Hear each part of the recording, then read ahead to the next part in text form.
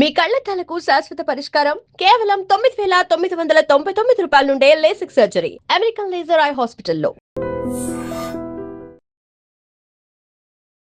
నమస్కారం. I dream ప్రేక్షకులకు స్వాగతం, సుస్వాగతం.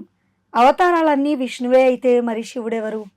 ఈ సందేహాన్ని నివృత్తిపరచడానికి మనతో పాటు ఉన్నారు ప్రముఖ జ్యోతిష్యులు, వాస్తు పండితులు, శిక్షణ నిపుణులు నానాజీ పట్నాయక్ గారు మనతో పాటు ఉన్నారు. వారితో మాట్లాడదాం.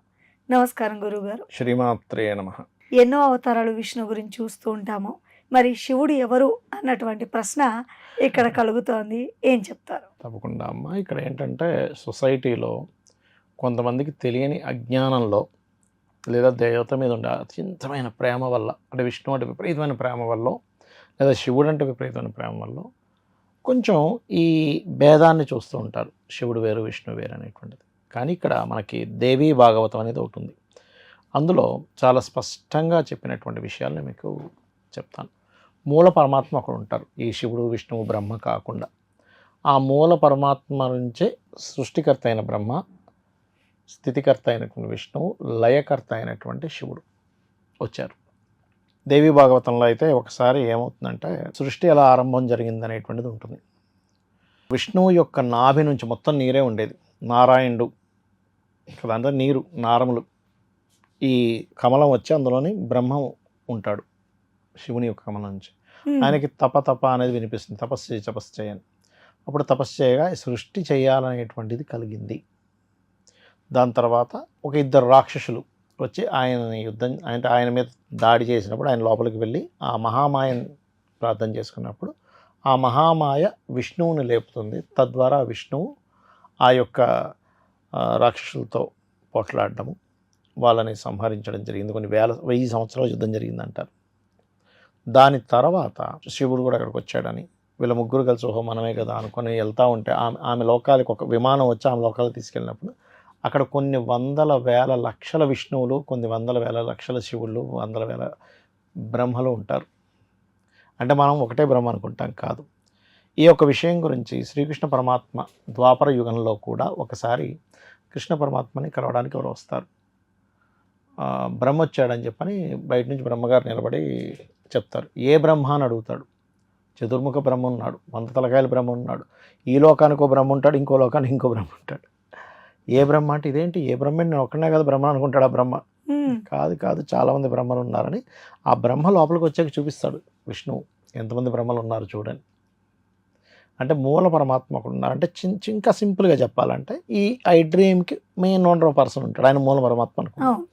ఆయన ఈ కోఆర్డినేటర్స్ని, యాంకర్స్ని, చెప్పే వాళ్ళని, కెమెరామ్యాన్ని, ఎస్సీఓ చేసే వాళ్ళని, మార్కెటింగ్ చేసే వాళ్ళని, హెచ్ఆర్ డిపార్ట్మెంట్ని, అడ్వర్టైజ్మెంట్ వింగ్ అని రకరకాలుగా క్రియేట్ చేశాడు. వీళ్ళందరి చేత నడిపిస్తున్నాడుగా ఐ డ్రీమ్ అనే ఒక పర్సన్. ఐ డ్రీమ్ కావచ్చు, ఇంకేదైనా ఛానల్ కావచ్చు. అది ఎలాగైతే నడిపిస్తున్నాడో, లేదా ఒక గవర్నమెంట్ని, ఒక పిఎం, దాని కింద ఉండే సీఎంలు దాని కింద ఉండేటువంటి ఎంపీలు, దాని కింద ఉండే ఎమ్మెల్యేలు, దాని కింద ఉండేటువంటి కొంతమంది ఏవైతే నాయకులు ఉన్నారో వాళ్ళందరి చేత ఎలా నడుస్తుందో, ఈ బ్రహ్మ విష్ణు రుద్రులు ఒకరు కాదు, కొన్ని లక్షల బ్రహ్మలు, లక్షల విష్ణువులు, లక్షల శివుళ్ళు ఉన్నారు. ఎందుకంటే ఇది అనంతమైనటువంటి విశ్వం. అనంతమైన విశ్వంలో ఒక్కలే ఎందుకు ఉంటారు? మీ ఐటెంలో కూడా టీమ్స్ ఉంటాయి. ఒక్కొక్క టీంకి ఒక్కొక్క ఇది ఉంటుంది, ఆ టీం కంటే ఒక పని ఉంటుంది.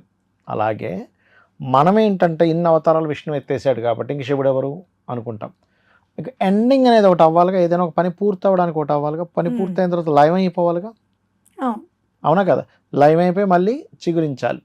అంటే ఎండింగ్, సృష్టి అయింది, స్థితి జరిగింది, లయం అయిపోతుంది, మళ్ళీ సృష్టి జరగాలి. అంటే సృష్టికి ముందు దశ ఈజ్ లయ దశ, మళ్ళీ సృష్టి జరగాలి బ్రహ్మ ద్వారా. ఇది ఒక సర్కిల్. ఈ సర్కిల్ లేదే విశ్వం నడవదు. ఈ విశ్వం నడిచేటువంటి దాంట్లో శివుడు లయకారకుడు, పూర్తి అవ్వడానికి కారకుడు.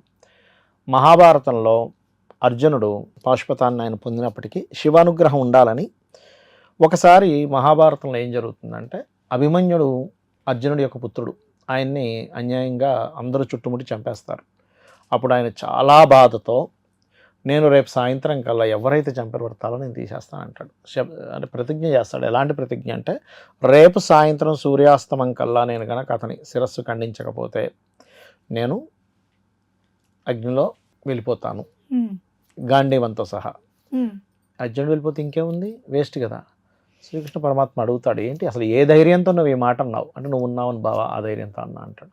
ఇప్పుడు ఈయనకి టెన్షన్ పట్టుకుంది, ధైర్యం నా మీద పెట్టుకున్నాడు. ఆయన ఏం చేస్తాడు, సరే అని చెప్పి ఆ రోజు రాత్రి అభిషేకం అది చేసుకుంటాడు, నిద్రపోమని చెప్తాడు.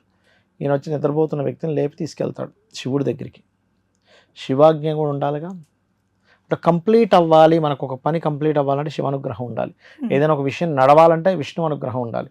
ఏదైనా సృష్టి అవ్వాలంటే బ్రహ్మానుగ్రహం ఉండాలి. వెళ్ళి ఇట్లా ఇట్లా అంటే ఆ శివుడు చూపిస్తాడు, అక్కడ ఉన్నాడు పురుషుడు, వాడి దగ్గరికి వెళ్ళి చెప్తాడు, నీకు ఎలాగా పాశుపతాస్త్రాన్ని ఎలా చేయాలంటాడు. ఇలా వెళ్ళి చూపించగానే అక్కడ ఇలాగా ఆయన ఇలా చూపిస్తూ ఉంటాడు, ఇలా నిద్రలోంచి లేస్తాడు అర్జునుడు. అంటే ఒక సూక్ష్మ శరీరాన్ని తీసుకొని వెళ్ళాడు శివుడి దగ్గరికి. అర్జునుడు ఒక్కడే ఇప్పటి వరకు శివుణ్ణి, ఆయనతో కుస్తీ పట్టిన వ్యక్తి అనుకోండి, ఆయనతో అనేకమైనటువంటివి పొందినటువంటిది అర్జునుడు. ఇంకా వేరే వేరే వాళ్ళు ఉండొచ్చు అని చెప్తున్నాను నేను మీకు. కాబట్టి శివానుగ్రహం ఈజ్ కంప్లీట్నెస్ అవ్వడానికి, స్థితి నడవడానికి విష్ణు అనుగ్రహం కావాలి. క్రియేట్కి ఈ యొక్క బ్రహ్మానుగ్రహం కావాలి. ఈ మధ్యలో కనుక మనం భేదం చూసాము అంటే, లేదు విష్ణువే గొప్ప, లేదు శివుడే గొప్ప అని చూసాము అంటే, శాస్త్రాల్లో ఉన్న విషయం చెప్తున్నా. వీళ్ళ మొత్తం ఇప్పుడు మనకి పూర్వీకులు ఉంటారుగా, 7 జన్మలు అంటే గతంలో ఉన్నటువంటి 7 తరాల వాళ్ళని, రాబోయే 7 తరాల వాళ్ళని నరకంలో కాళ్ళు పైకి తల కిందకేసి కొడతా ఉంటారు. ఇంకా అదే పని ఇంకా వాళ్ళకి. మరి ఏమనుకుంటున్నారు, వాళ్ళ మధ్యన భేదం చూడడం ఏంటి అసలు? మన స్తోమత ఏంటమ్మా, మనం ఏంటి, మనం అంతా భేదం చూసే అంత అసలు దేవతలే చూడరు. ఆ మూల పరమాత్మ అలా క్రియేట్ చేశాడు, ఆ క్రియేషన్ నువ్వు భేదం చూస్తానంటే ఎట్లా? కాబట్టి అది మహాదోషము. ఇది గొప్ప, అది తక్కువ అనుకోవడం అనేది అజ్ఞానము. ఆ అజ్ఞానం నుంచి అంత తొందరగా బయటపడితే అంత మంచిది అందరికీ కూడా.